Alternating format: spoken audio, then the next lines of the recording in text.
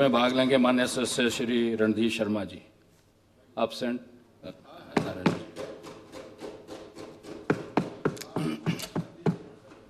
दिखाई नहीं दे रहे थे। माननीय सभापति महोदय, 21 मार्च 2026 को माननीय मुख्यमंत्री जी ने अपना चौथा बजट प्रस्तुत किया और यहाँ पर इतना लंबा बजट भाषण दिया जो इतिहास में एक रिकॉर्ड बन गया। परंतु मैं कहना चाहूँगा कि ये बजट भाषण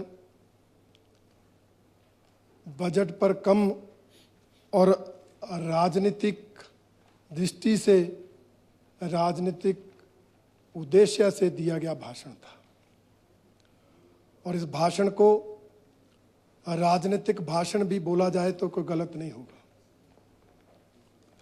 क्योंकि बजट भाषण में तो बजट अनुमान, बजट प्रावधान और ज़्यादा से ज़्यादा अपनी सरकार की उपलब्धियों की चर्चा होती है।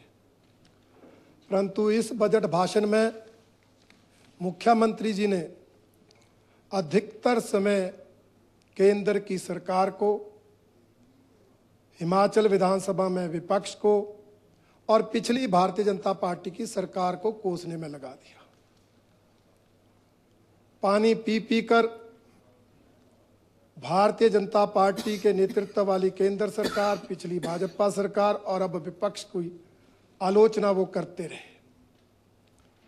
और मुझे लगता है इससे ये बात तो स्पष्ट है कि मुख्यमंत्री जी भारतीय जनता पार्टी के फोबिया से ग्रस्त हैं, भाजपा फोबिया से ग्रस्त हैं। हालांकि राजनीतिक करने के, विपक्ष की आलोचना करने के अनेक मंच होते हैं, परंतु अगर इस बजट भाषण में भी उन्होंने आलोचना की है तो निश्चित रूप से मैं कह सकता हूं कि वो भाजपा फोबिया से ग्रस्त है। अध्यक्ष महोदय, जहां तक बात आरडीजी की जा रही है,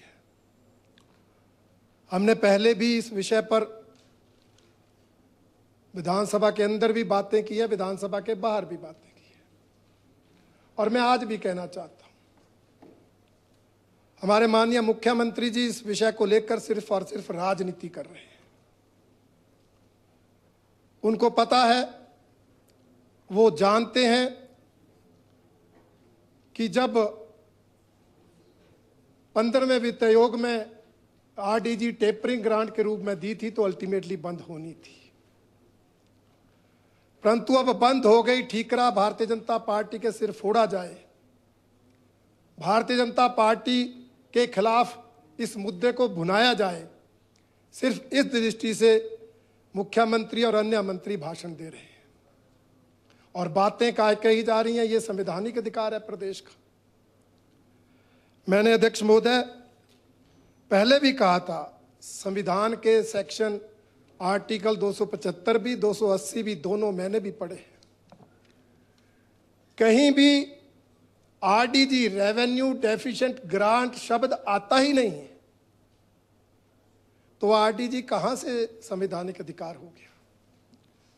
सेंटर फाइनेंस कमीशन की रिकमेंडेशंस पर ग्रांट्स देगा, ये इनमें लिखा हुआ है। तो ग्रांट्स तो आ रही हैं, पहले से भी ज्यादा आ रही हैं, चाहे पंचायती राज संस्थाओं और शहरी निकायों की बात हो।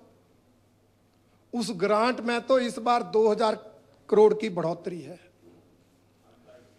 चाहे अनटाइड ग्रांट जो आप चाहते हैं ना, वो नहीं मिलनी। मैं भी जानता हूं कि अनटाइड की चर्चा है, हाँ जी, पर मैं ये बताना चाहता हूं, आरडीजी रेवेन्यू डेफिशिएंट ग्रांट थी, इसलिए थी कि आप अपना राजस्व घाटा समाप्त करो। परंतु दुख का विषय है कि हिमाचल ने उस आरडीजी का उपयोग रेवेन्यू डेफिशिएंट को खत्म करने, राजस्व घाटे को समाप्त करने के लिए नहीं किया। हिमाचल इस आरडीजी का उपयोग अपनी लोक लुभावने वायदों को पूरा करने के लिए करता रहा, जिसके कारण स्थिति यहां तक पहुंची। और अध्यक्ष महोदय, मैं अवस्थी जी को बताना चाहता हूं, बाप अपने बेटे को एक ही उम्र तक खर्चा देता है। 25-30 साल तक अगर बेटा ना कमाए तो कब तक खर्चा दिया जाएगा? हिमाचल तो 55 साल का हो गया। जब बेटा काम नहीं करेगा, कमाएगा नहीं, तो बाप के पास यही चारा है, खर्चा देना बंद करो ताकि वो मजबूरी में कमाए, खुद भी खाए, परिवार को भी खिलाए। तो इसलिए अगर हिमाचल ने अपने पैरों पर खड़ा करने का प्रयास नहीं किया, अब वो रहेगा। आप हिमाचल की पैतृक संपत्ति आपकी है, हिमाचल की पैतृक संपत्ति कोई नहीं ले रहा, कोई नहीं छीन रहा अवस्थी जी, परंतु उसका उपयोग करना।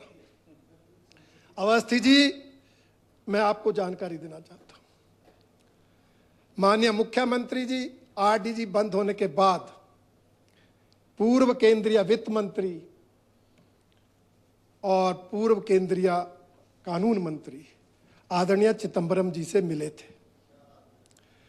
और अगर वो संवैधानिक अधिकार होता तो चिदंबरम जी कोर्ट जाने की सलाह देते,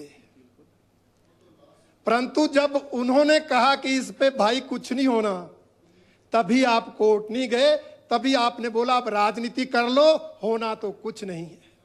और आपने क्या किया? आरडीजी पर चर्चा की, सरकारी संकल्प पारित किया और इतिहास कायम कर दिया। 3 दिन स्थगित कर दिया, 30 दिन का अवकाश कर दिया। हम आरडीजी को लेकर प्रधानमंत्री वित्त मंत्री से मिलेंगे, परंतु हुआ क्या? मुख्यमंत्री जी 4 दिन दिल्ली रहकर आ गए, ना प्रधानमंत्री जी से मिले, ना वित्त मंत्री जी से मिले। ये तो आरडीजी के प्रति आपकी गंभीरता है। वहां क्या किया वो अलग विषय, उसकी चर्चा मैं कर सकूं, आज का विषय नहीं है। परंतु इसका मतलब है कि आरडीजी को लेकर आप भी गंभीर नहीं है, सिर्फ और सिर्फ राजनीति कर रहे हैं। और मैं ये कहना चाहता हूं अध्यक्ष महोदय कि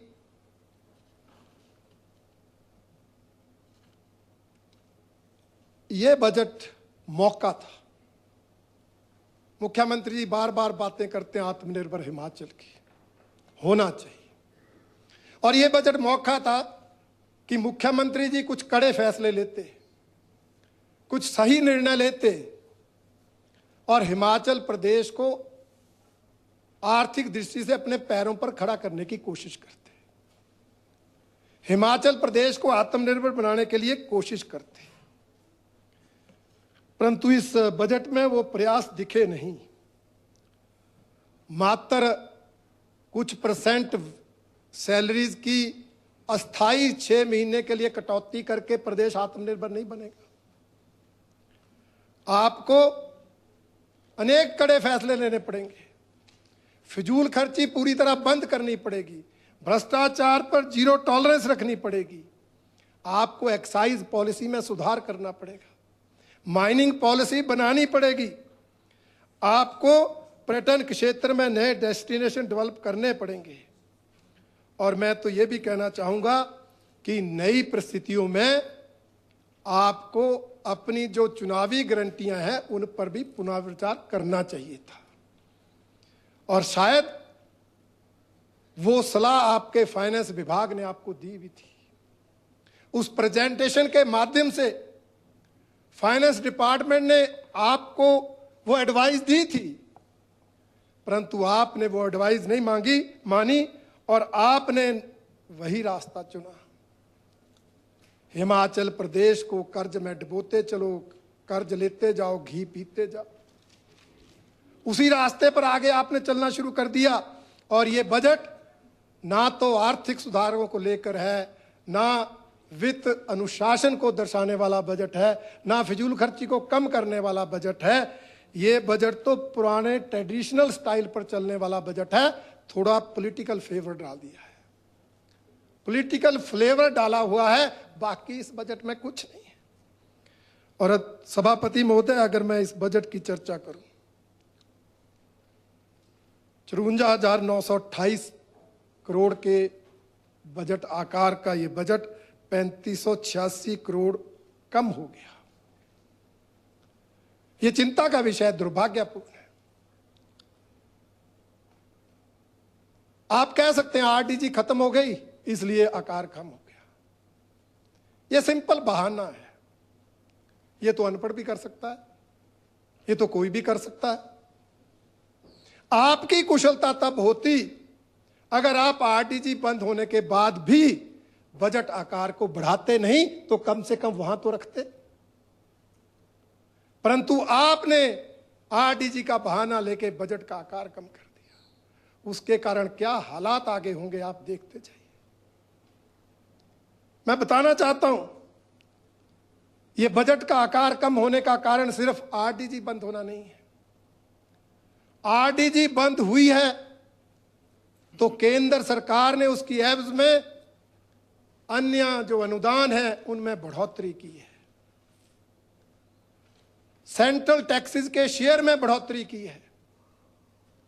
और अगर उन बढ़ोतरियों को देखा जाए तो आरडीजी को कंपेंसेट करने का प्रयास हुआ है। परंतु आपने जो अपनी कमियां आपकी रही हैं उसके कारण आपके बजट का आकार कम हुआ। मैं अब उसकी चर्चा आपसे करना चाहता हूं। आप जरा बजट के अंदर राजस्व प्राप्तियों की ओर नजर दौड़ाएं। रेवेन्यू रिसीप्ट्स आपकी क्या कहती है? क्या उसमें बढ़ोतरी हो रही है? आपकी राजस्व प्राप्तियों में जितनी बढ़ोतरी होनी चाहिए उतनी नहीं हो रही। जितने टैक्स आप लगा रहे हैं, जितने कर आपने लगा दिए हैं, उस हिसाब से तो राजस्व प्राप्तियां बढ़नी चाहिए थी, कई गुना बढ़नी चाहिए थी। आपकी हालत तो यह है कि इस बार आपने अनुमान लगाया है कि 26/27 में राजस्व प्राप्तियां कम हो जाएंगी। 25-26 में 44,537 करोड़ और अनुमान है 2026-27 में 40,361 करोड़ रह जाएंगी। और इससे पहले भी अगर पिछले आंकड़े में गिनाऊं, आपकी बढ़ोतरी एक साल थोड़ी ठीक हुई है। 2023-2024 में 40,446 करोड़ थी, 2024-25 में 43,704 करोड़ हुई। परंतु पिछले साल 43,704 करोड़ से बढ़कर 44,537 पर गई। और इसमें राजस्व प्राप्तियों के अगर डिटेल में जाएंगे तो आप देखेंगे कि जो स्टेट टैक्स कलेक्शन है उसमें बढ़ोतरी नहीं हो रही, उसमें कमी हो रही है। अब स्टेट टैक्स कलेक्शन में क्यों कमी हो रही है उस पर आप विचार करें। 2024-25 में 26.78% और 2025-26 में 28.27% और इस बार 28.55%। ये क्यों बढ़ोतरी नहीं हो रही? इसके पीछे कारण क्या है? इसके पीछे कारण वही है जो हम कल चर्चा कर रहे थे कि आप कर लगाकर, टैक्सेस लगाकर चीजों को इतना महंगा कर रहे हैं कि लोग हिमाचल में खरीदने की बजाय हिमाचल से बाहर से खरीद के ला रहे हैं। हिमाचल में सेल ही कम हो रही है। हिमाचल में सेल कम होगी तो टैक्स भी कम आएगा। यह टैक्स बढ़ाने का नुकसान है जिसको आप समझ ही नहीं रहे। मैं माननीय मुख्यमंत्री से पिछले दिनों खबर आई थी, शायद मैं, कि मुख्यमंत्री चंडीगढ़ गए। हालांकि ये मेरा सब्जेक्ट नहीं है, परंतु इनके सिक्योरिटी वाले चंडीगढ़ किसी वाइन शॉप पे वाइन खरीदने लगे। क्यों खरीदने गए? आपने कार्रवाई करने का कुछ किया होगा, पता नहीं, उसकी जरूरत नहीं, समझने की जरूरत है। क्यों खरीद रहे थे चंडीगढ़? क्योंकि हिमाचल से चंडीगढ़ में बहुत ज्यादा सस्ती है। आपने इतने टैक्स, इतने सेस लगा दिए हैं कि शराब महंगी कर दी है। पड़ोसी जो हमारा सीमावर्ती प्रदेश है, पड़ोसी राज्यों से जाके खरीदता है, चंडीगढ़ से खरीदता है। तो जब आपकी सेल कम होगी, आप टैक्स बढ़ा भी ले, अल्टीमेटली टैक्स कलेक्शन अफेक्ट हो जाएगी। आप स्मगलिंग हो रही है आपको ध्यान में, तो उसको रोकना तो आपका ही काम। तो इसलिए उपसभापति महोदय, ये सरकार की जो पॉलिसी है बिना सोचा समझे टैक्स बढ़ाना, ये आपको फायदा नहीं दे रहा है, जनता पर बोझ डाल रहे हैं। आज सड़कें 4 लेन बन गई हैं, फायदे हो गए हैं, लोग चंडीगढ़ जाते हैं, वहीं से शॉपिंग करके लाते हैं। यहां तक कि अब तो लोग राशन भी पंजाब से लाते हैं, क्योंकि महंगाई आपने इतनी बढ़ा दी है।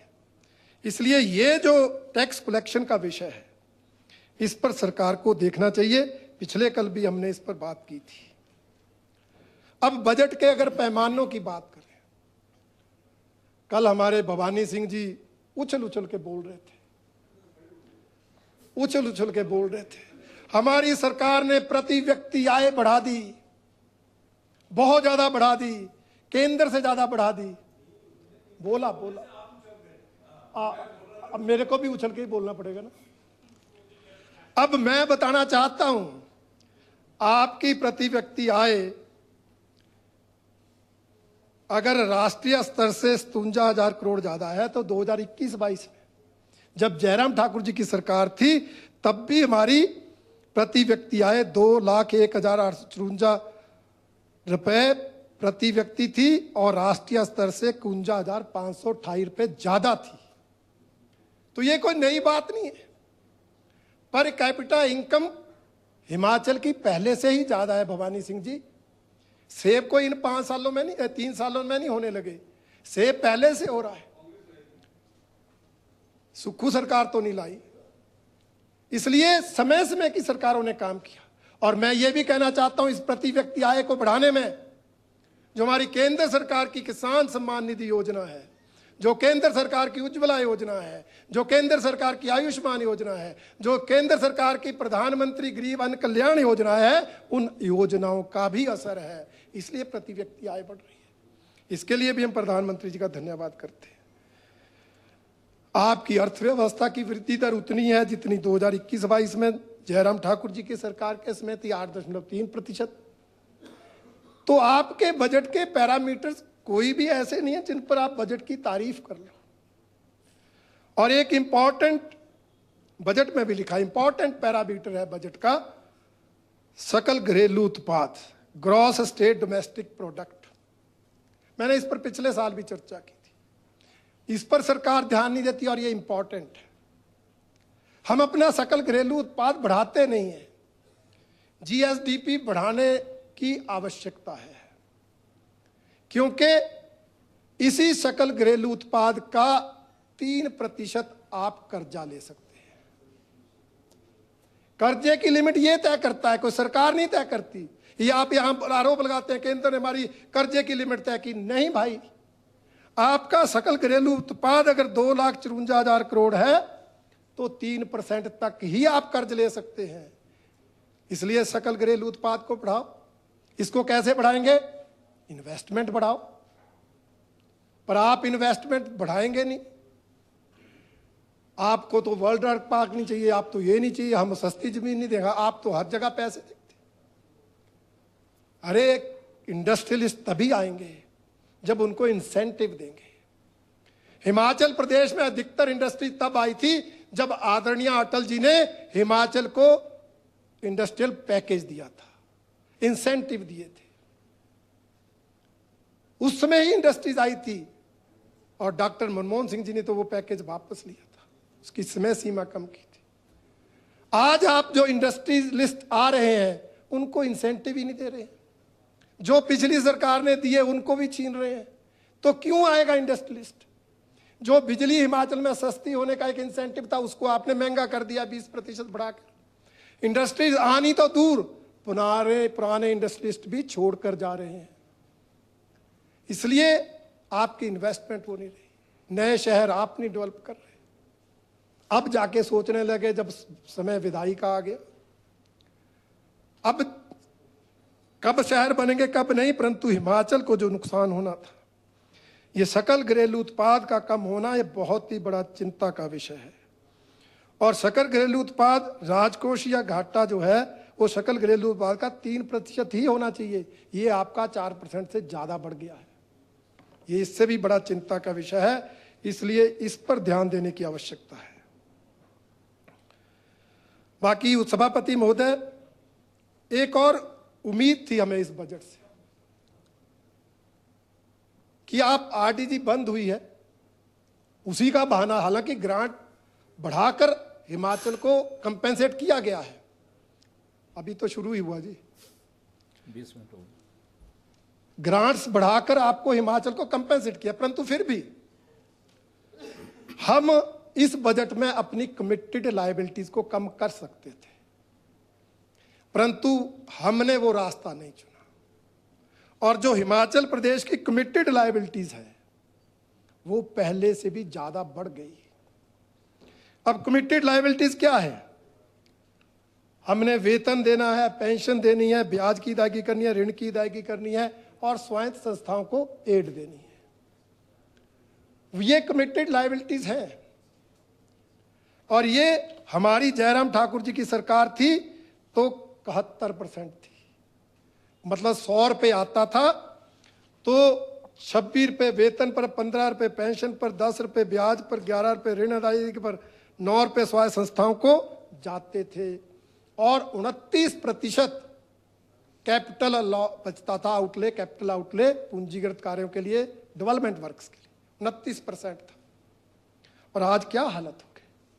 आपने धीरे धीरे कमिटेड लायबिलिटीज को बढ़ाया, कैपिटल आउटले को कम किया और आज क्या हालत पहुंच गई कि कमिटेड लायबिलिटीज 71 रुपये से बढ़कर 80 रुपये होगी, 80% होगी और कैपिटल आउटले 29% से घटकर 20% रह गया। सीधा अफेक्ट विकास से, डेवलपमेंट से।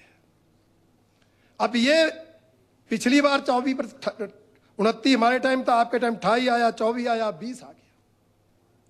अब ये 20% आने से कितना कम होगा आप अंदाजा लगाइए। और उधर से आपका बजट का आकार भी कम है। और अगर उसको कैलकुलेट करें तो 10,985 करोड़ बनते हैं। इससे हिमाचल में डेवलपमेंट होनी है। अब हमारे सदस्य मांगते हैं पैसे, पीने के पानी की स्कीमें कंप्लीट करो, उप मुख्यमंत्री जी बोलते मुख्यमंत्री से पूछो, मुख्यमंत्री जी बोलते केंद्र से लाओ। 3-3 लाख भी स्कीमों को पूरा करने के लिए प्रदेश के पास पैसा नहीं है। क्यों? आपने रखा ही नहीं है बजट में। ये जो आपने नुकसान प्रदेश का किया है, इसके दूरगामी नतीजे होंगे और हिमाचल को इसका बहुत बड़ा नुकसान। ये एक काम आप जो कर सकते थे, जो टाइम था करने का, वो आपने किया नहीं और आज उसका नुकसान हिमाचल प्रदेश को होने वाला है। जहां तक कर्जों का विवरण है, पिछले कल आदरणीय जयराम ठाकुर जी ने विस्तृत चर्चा की, इसलिए मैं उनको दोहराना नहीं चाहता, परंतु मैं इतना जरूर कहना चाहता हूं, माननीय मुख्यमंत्री जी ने इस मामले में रिकॉर्ड बना लिया है। क्या रिकॉर्ड बनाया है? कल मुख्यमंत्री जी कह रहे थे जयराम जी से कि नहीं, आपने जो है कर्जा आपके टाइम जो है 19,800 करोड़ नहीं 27,000 करोड़ था, मतलब 48,900 नहीं 76,000 करोड़ था। आप जो मर्जी आंकड़ा ले लो, परंतु पिछली सरकारों के 5 साल के आंकड़ों से आपका 3 साल का कर्जे का आंकड़ा ज्यादा है। आपने 3 साल में ही जो है इतना कर्जा उठा लिया कि पिछली सरकारों ने 5 साल में भी उतना नहीं उठाया था। ये रिकॉर्ड सुक्खू सरकार ने 3 साल में बना लिया। और दूसरा रिकॉर्ड ये है कि 1 लाख करोड़ की सीमा को पार करने का श्रेय भी सुखविंदर सिंह सुक्खू जी के नाम है कि अब हिमाचल प्रदेश में 1,08,000 करोड़ कर्जा हो गया। यहां तक कर्जे को पहुंचाने में इनका महत्वपूर्ण योगदान है। बाकी सभापति महोदय, जहां तक बजट की बात है, बजट को अनेक संज्ञाएं दी जाती रही हैं। कभी किसी बजट को दिशाहीन बोलते हैं, कभी किसी बजट को आंकड़ों का मायाजाल बोलते हैं, किसी बजट को घोषणाओं का बजट बोलते हैं, परंतु मैं कहता हूं कि ये बजट को तो सारी संज्ञाएं फिट बैठ रही है। कोई इस बजट की दिशा नहीं, कोई इससे प्रदेश को। अब मैं आपको उदाहरण देना चाहता हूं। केंद्र ने बजट प्रस्तुत किया, एक लक्ष्य रखा, विकसित भारत 2047 में करना है, आत्मनिर्भर देश बनाना है। उन्होंने बजट में कोई भी लोक लुभावनी घोषणा नहीं की। उन्होंने आत्मनिर्भर भारत, विकसित भारत के लिए इंफ्रास्ट्रक्चर पर जोर दिया, उन्होंने मैन्युफैक्चरिंग सेक्टर पर जोर दिया, उन्होंने युवाओं को रोजगार, महिलाओं को सशक्तिकरण के लिए नीतियां बनाई और इस तरह से हिमाचल के, हिंदुस्तान के बजट को पारित किया। परंतु इस बजट में क्या है, मैंने आपको बताया, प्रदेश की आर्थिक स्थिति सुधारने, प्रदेश को आत्मनिर्भर बनाने की ओर तो कोई प्रयास है नहीं। और जो घोषणाएं हैं वो अजीबोगरीब घोषणाएं हैं। और मैं तो इस बजट को ये भी कहना चाहूंगा कि ये तो एक ऐसा बजट है जिसमें घोषणाएं तो अनेक हैं परंतु वो पूरी नहीं होंगी। क्योंकि पिछले बजट की भी आप बात देखें, आपने 2023-24 के पहले बजट में घोषणा की थी कि हम 2026 तक ग्रीन एनर्जी स्टेट बना देंगे। 2026 तो आ चुका है,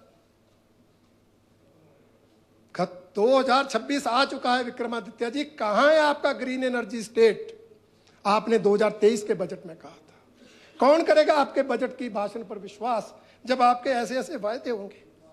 और ग्रीन एनर्जी स्टेट तो छोड़ो, आप तो स्टेट को ग्रीन भी नहीं रहने दे रहे। इतना अवैध कटान हो रहा है कि जंगलों के जंगल साफ कर रहे हैं, हिमाचल प्रदेश की ग्रीनरी को तबाह कर रहे हैं। आपसे क्या उम्मीद की जाए? आपने कहा 2023-24 में कांगड़ा को पर्यटन की राजधानी बना देंगे, नोटिफिकेशन जारी कर दी। क्या किया कांगड़ा के लिए? एक चिड़ियाघर तो आपसे 3 साल में बना नहीं। एक चिड़ियाघर 2023 से चर्चा हर बजट में सुनते हैं, अभी तक वो पूरा हुआ नहीं। क्या आप टूरिज्म के लिए कर रहे हैं? आप बात करते हैं नशा मुक्ति केंद्र, 2023 के बजट में कहा था नशे की इतनी बड़ी समस्या है, मुख्यमंत्री जी बच्चों के साथ दौड़ते हैं, दौड़ लगाते हैं, क्या क्या करते हैं। 2023 की घोषणा थी कंडाघाट में नशा मुक्ति केंद्र खोलेंगे, आज तक कुछ नहीं हुआ। पिछले साल कह दिया सिरमौर में खोलेंगे, अभी वहां भी कुछ नहीं हुआ। ये आपके बजट की घोषणाएं हैं। आपने तो अपने पूर्व प्रधानमंत्री स्वर्गीय राजीव गांधी जी का भी नाम, उनके नाम से योजना चला दी, राजीव गांधी सब रोजगार स्टार्टअप योजना।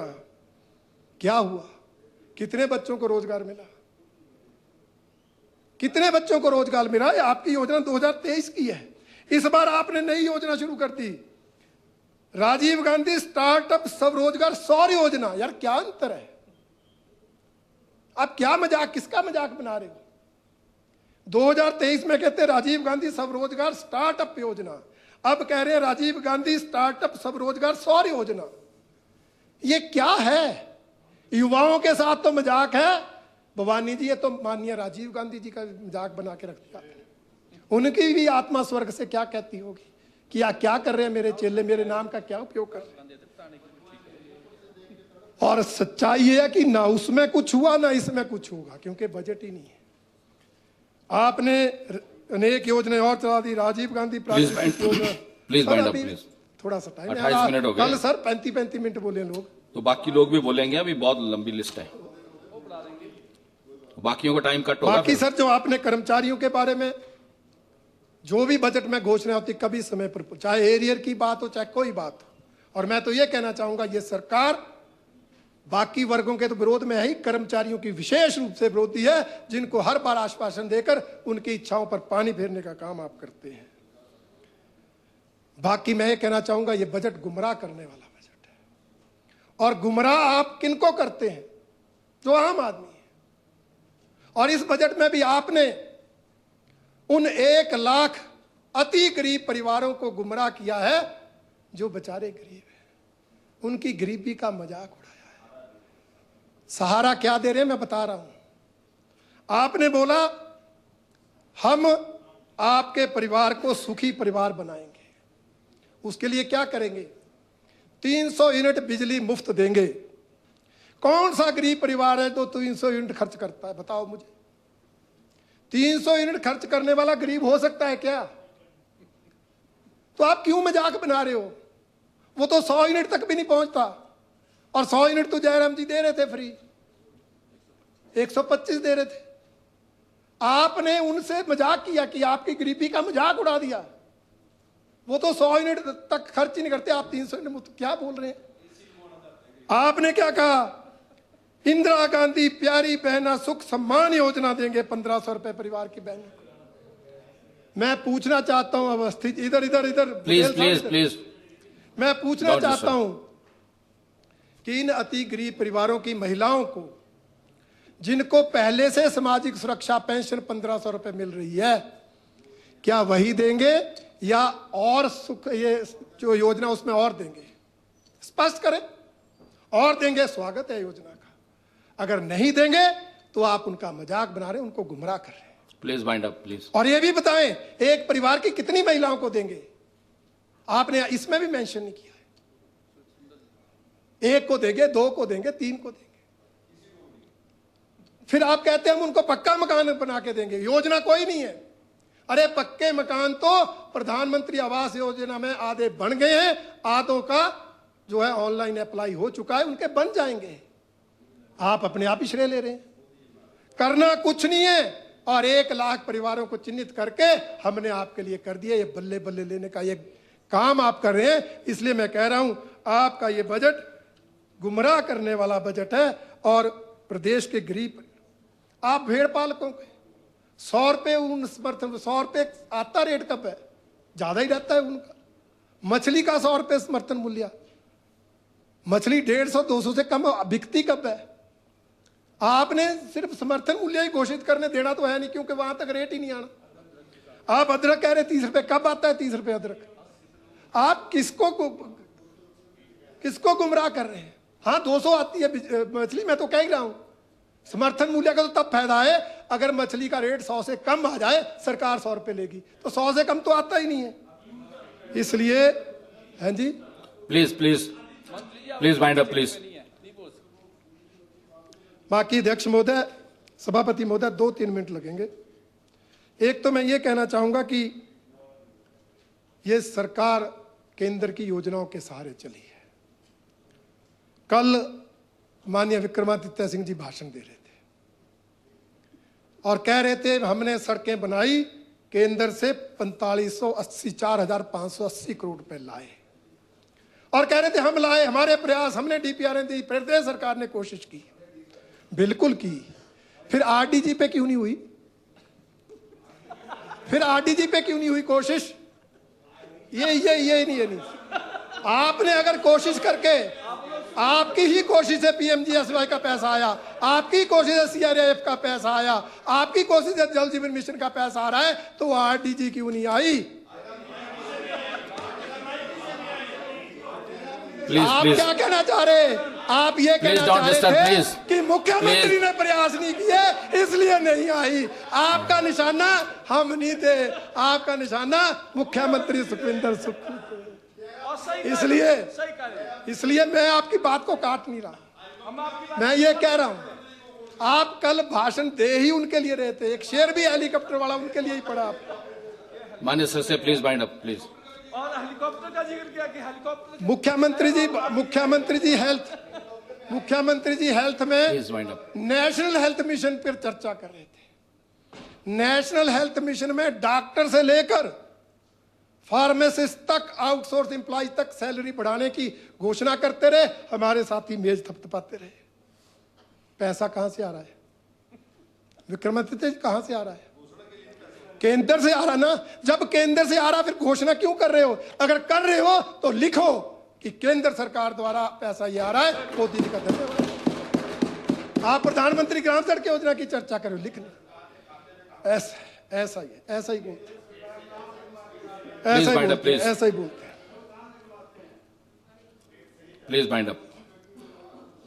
सभापति महोदय, मैं निंदा करता हूं जो पिछले कल विधायक क्षेत्र विकास निधि कम हुई। इस निधि के कम होने का नुकसान हमें नहीं है। गांव-गांव में जो छोटे विकास कार्य होते हैं, छोटी संपर्क सड़कें, रास्ते, कम्युनिटी सेंटर, महिला मंडल भवन, युवक मंडल भवन, वो बनने प्रभावित होते हैं। निंदा की बजाय रिक्वेस्ट कर लो ना कि बढ़ा उसको रिस्टोर कर दिया। इसलिए मैं कहना चाहता हूं, सभापति महोदय, मैं आपसे भी एक कदम आगे बढ़ के कह रहा हूं। आपने वेतन कटौती की, हम कुछ नहीं बोलते, आपने और करनी और कर लो, पर ये विधायक क्षेत्र विकास निधि बंद मत करो, ये कम मत करो, ये कम से कम उतनी रखो, समय पर जारी करो, और जो इस साल की एक किस्त नहीं दी है उसको 31 मार्च से पहले दीजिए। वो बजट की अनाउंसमेंट है, वो बजट की अनाउंसमेंट 4 किस्तें हैं, आपने 3 दी हैं। आप भी बोलो सभापति महोदय, आप तो एमएलए की वकालत करते हैं, 31 मार्च से पहले 34 किस्त विधायकों को मिलनी चाहिए। और अगले साल से भी अगर आपने, वैसे तो मैं कहता हूं 2 करोड़ 20 लाख है, सभा का आंकड़ा लगा दो, 2.25 लाख कर दो, हम सनातनी 2.25 करोड़ कर दो, हम सनातनी है, कुछ आपके नाम लग जाएगा, बढ़ जाएगा। ना भी बढ़ानी ना बढ़ाओ, पर कम मत करो, ये मेरा सभापति महोदय आपके माध्यम से। ये रास्ते बनने, हाँ थैंक यू, ये रास्ते बनने कितने जरूरी है। मैं आपको अपनी विधानसभा क्षेत्र का, आपकी जो योजनाएं हैं कुछ ठीक भी है। हमारे कामधेनु संस्था है, गांव गांव से, घर घर से दूध खरीदती है, उनकी गाड़ी तब गांव गांव पहुंचती है जब वहां के लिए विधायक निधि से, सांसद निधि से सड़कें बनी हैं। आप मिल्क फेडरेशन से दूध खरीदेंगे, कैसे खरीदेंगे? कोई दूध देने वाला 5 किलोमीटर पैदल नहीं आएगा, उनके गांव को, उनकी पालंगरी को जीपेबल ही रोड बना होगा तो दूध आएगा। आप रोबोटिक सर्जरी ला रहे हो, और रोबोटिक सर्जरी तो छोड़ो, पेशेंट हॉस्पिटल भी तब पहुंचेगा अगर उसके घर नहीं तो गांव तक सड़क जाती होगी, नहीं तो पालकी पे उठाने वाले भी आजकल मिलते नहीं हैं। इसलिए ये विधायक क्षेत्र विकास निधि ये बहुत ही इंपॉर्टेंट है, इसको यथावत रखा जाए। ये मेरा अंत में सभापति महोदय मैं कहना चाहूंगा, मुख्यमंत्री जी ने कल कहा कि ये बजट मैंने खुद बनाया, अधिकारियों ने नहीं बनाया, और जो ये खाली पुलाव वाला बजट है, और जिस तरह का ये बजट है, मैं कह रहा हूं ठीक है मुख्यमंत्री ने बनाया होगा, अगर अधिकारी बनाते तो कुछ तो यथार्थ रखते, कुछ तो यथार्थ स्थिति रखते। फिर कहते मैं रात को सोचता था, सवेरे अधिकारियों को निर्देश देता था। रात को तो भाभी जी सोचने का टाइम नहीं होता, रात को कौन सोचता है? रात को तो सपने देखे जाते हैं। इसलिए ये बजट यथार्थ वाला बजट नहीं है, ये सपनों का बजट है, मुंगेरी लाल के हसीन सपनों का। और ऐसे सपने हैं जो कभी साकार नहीं होंगे, क्योंकि उसके लिए पैसा ही नहीं। इसलिए सभापति महोदय, ये जो बजट है ये दिशाहीन भी है, ये कोरी घोषणाओं वाला बजट भी है, आंकड़ों का मायाजाल भी है, जनता को गुमराह करने वाला भी है, और माननीय मुख्यमंत्री जी के मुंगेरी लाल के हसीन सपनों का बजट है, यथार्थ में कुछ नहीं है। इसलिए मैं इसका समर्थन नहीं कर सकता।